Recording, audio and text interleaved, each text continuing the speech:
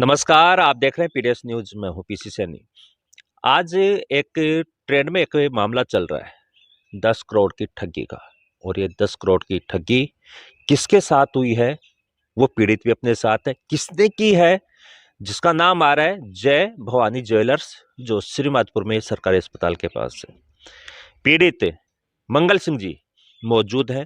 जानते हैं कि इतनी बड़ी 10 करोड़ की ठगी के वो शिकार कैसे हो गए, वो पूरा वाक्य क्या है, वही चर्चा इनसे करेंगे।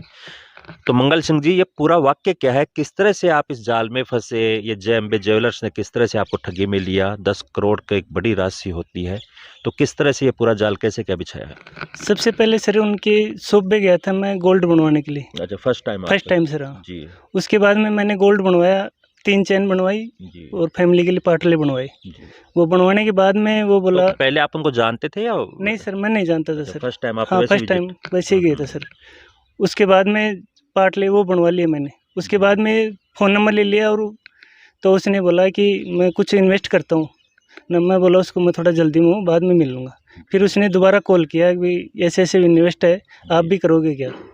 मैं ये करता हूँ कि बैंक से गोल्ड छुड़वाता हूँ, जो नीलाम होता है उसको, जी उसमें कम पैसे में छूटता है वो, तो उसमें प्रॉफिट अच्छा होता है। जी उसके बाद में फिर ठीक है मैं आऊँगा। तब उसने फिर जैसे ही मैं दोबारा आया छुट्टी, तो उसने मेरे समझाया तीनों भाइयों ने, भाई ठीक है हम तीनों भाई एक से है और एक दोनों भाई वहीं बैठते हैं। बोले हम गोल्ड छुड़ाते हैं, उसमें अच्छा प्रॉफिट होता है, जी तो आप भी वो कर सकते हो। तो उसने मेरे को अच्छी तरह से समझाया। फिर बोलो ठीक है। बोले एक नंबर का काम है, इसमें हम बैंकों से छुड़ाते हैं, उसमें कोई वो नहीं रहता। जी और उसको बैंक से छुड़ाने के बाद में उसको गाड़ते हैं हम। उसके बाद में जो ग्राहक होता है उसको हम उसके हिसाब से उसको बना के दे देते हैं। तो उसमें बैंक से अच्छा गोल्ड अच्छा छूटता है, उसमें उतने पैसे नहीं लगते जितनी रेट होती है वो।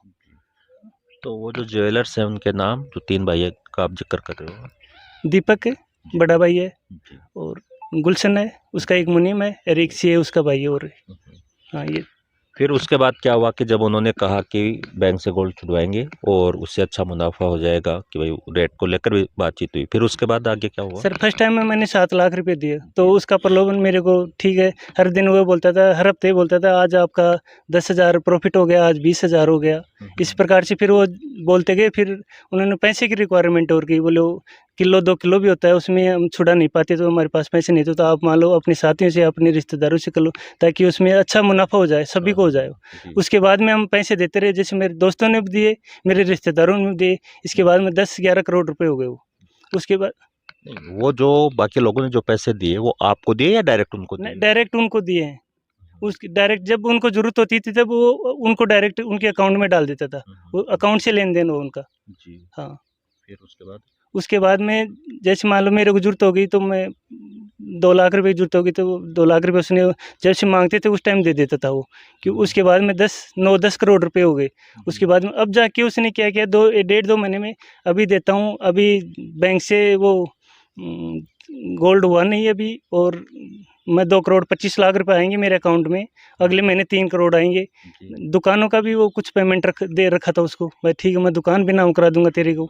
उसे पर वो देता रहा हर दिन। वो किसी न किसी साझे से वो करता रहा कि मैं ठीक है आज नहीं, कल नहीं, परसों। उसके बाद में फ़ोन स्विच ऑफ कर लिया। उसके बाद में जैसे उसके पास में गई, तो वो तो बोले मेरा कोई पेमेंट नहीं है, आपका कोई पेमेंट नहीं है, मेरा ही पेमेंट है। और हाँ, तो फिर आपने उनको दिया होगा, तो किस तरह से कैश दिए थे या कोई ऑनलाइन ट्रांजैक्शन? कुछ कैश है और ऑनलाइन ट्रांजेक्शन है। 3.5-4 करोड़ रुपए ऑनलाइन ट्रांजेक्शन है। जी। हाँ। तो आज आपने मुकदमा दर्ज करवाया है। हाँ सर। नहीं, फिर आपको कब फिर ऐसे लगने लगा कि ये धोखाधड़ी है? उसने पहले तो हमारे को ठीक है हम बैठ के बात करते हैं, उसने बैठ के बात करी, ठीक है मैं मेरा हिसाब लेके आता हूँ। उसके बाद में उसने मना कर दिया, बोलो ठीक है मेरे पास कोई पैसा नहीं है आपका, जो करना है वो कर लो आप। तो फिर सारे ही बेचैन हो गए। ऐसे मान लो कि एक फौजी कितना क्या लाता है, पूरी कमाई, पूरी जितनी भी कमाई थी 2 रुपये के लिए दी थी, भाई ठीक है 2 रुपये प्रॉफिट कर लेंगे जी। उसमें। तो आपको ऐसा भी जिक्र किया आपने कि आपको जो गोल्ड दिया था हाँ वो सर। भी आप है कि वही नकली था, ऐसा? हाँ सर, वो अजीतगढ़ बैंक में उसको गोल्ड लोन लेने के लिए गए थे। तब उसमें देखा तीनों चैन और पाटले नकली थे। फिर जब उनके पास में गया, तो तीनों भाइयों ने बोला ठीक है आपको हम दूसरा वो दे देंगे। बोले कोई बात नहीं, हम वो मिस्टेक हो गई होगी, क्या हो गया होगा ये। ये बोल के उसने वो कर दिया। ठीक, उसके बाद में उसने वो भी नहीं दिया वापस। उसके बाद में तो वही डांटने वो करने लगे, वे हमारे कुछ नहीं है, आपका कुछ नहीं है इस टाइम में, वो है कई वो करने लगे वो। तो अभी जो मामला दर्ज हुआ है, आपने दर्ज करवाया मामला, हाँ सर। तो वो आपने बाकी जो लोग थे उनकी तरफ से भी हुआ है या फिर आपकी नहीं करवाया? नहीं, सभी मिलके एसपी साहब के पास में गए थे। हम सिक्कर ही रह रहा हूँ मैं, अच्छा, सिक्कर वहीं मकान बना रखा है वहाँ पे, और जो साथ वाले हैं वो सिक्कर का है, कोई कहीं अलग अलग जगह के हैं। तो उन्होंने सब ने वो बात करी, बोले आप चलो हमारे साथ में चलो, ऐसे थोड़ा होगा। हमारी तो जितनी 24 साल की कमाई थी वो पूरी वो ले गया वो, हम क्या करेंगे फिर, बच्चे तो रोड पे आ जाएंगे हम तो। उसके बाद में सब ने मिल के बोले नहीं वहीं एसपी साहब के पास चलो, तो सब ने मिल के फिर एसपी साहब के पास पेश हुए थे हम। एसपी साहब ने क्या बोला? एसपी साहब ने हमारे को दिया, बोले आश्वासन दिया है, बोले अच्छा आपकी तरफ से आपकी तरफ भी आए जो आप। एसपी साहब अच्छे भी हैं, अच्छी कार्रवाई भी करते हैं अपने।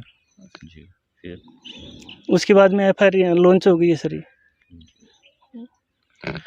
तो एक बड़ा मामला 10 करोड़ का, जो किस तरह से कि ज्वेलर्स है जो जैसे में दिया, जैसा इन्होंने बताया कि इनके कथन के अकॉर्डिंग, मैं थोड़ा सा समझा देता हूँ आपको, कि पहली बार उनकी दुकान पे जाते हैं और उनकी जान पहचान नहीं थी, लेकिन जैसे ही अब आभूषण बनवाने के लिए वहाँ जाते हैं, परिचय होता है, और उसके बाद जैसे इन्होंने बताया कि वो इनको गोल्ड में इन्वेस्ट करने की बात कहते हैं, और उसके बाद पूरा कार्यक्रम कैसे क्या हुआ, ये वाक्य कैसे क्या चला, किस तरह से कितने लोग इन्वॉल्व थे, वो जो बाकी लोग इन्वॉल्व हैं उनका नाम पता जानते हो?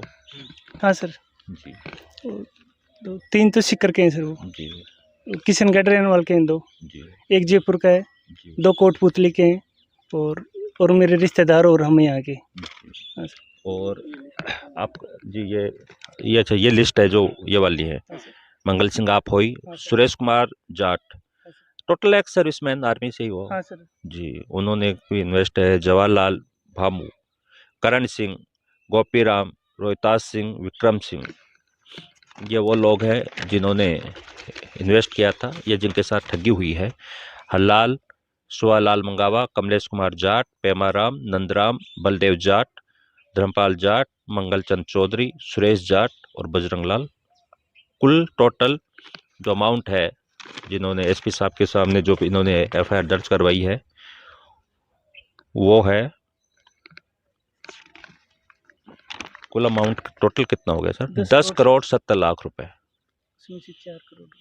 जी, तो देखिए, ये व्यवसाय निवेश के नाम पर धोखाधड़ी, ठगी व बेईमानी का मामला एक सामने आया है, और आप सियोड़ी के रहने वाले हो? जी सर। जी, श्रीमाधपुर में ज्वेलर्स है जो सरकारी अस्पताल के पास, जय भवानी ज्वेलर्स, और जिसके ओनर है गुलशन सोनी, और मंगल सिंह जो कि सियोड़ी के रहने वाले हैं।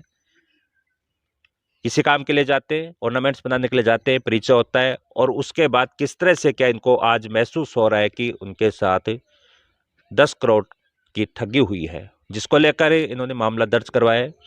देखते हैं इस मामले में क्या होता है, प्रशासन कहाँ तक अपनी जांच पड़ताल करता है, क्या इनको न्याय मिलता है, पूरा मामला क्या है, नया अपडेट जो आएगा वो भी हम लेके आएंगे। फिलहाल हमने जो मुख्य पीड़ित है इसमें मंगल सिंह, उन्होंने उनसे बात की है, और जो पीड़ा है उनकी उन्होंने बयां की है।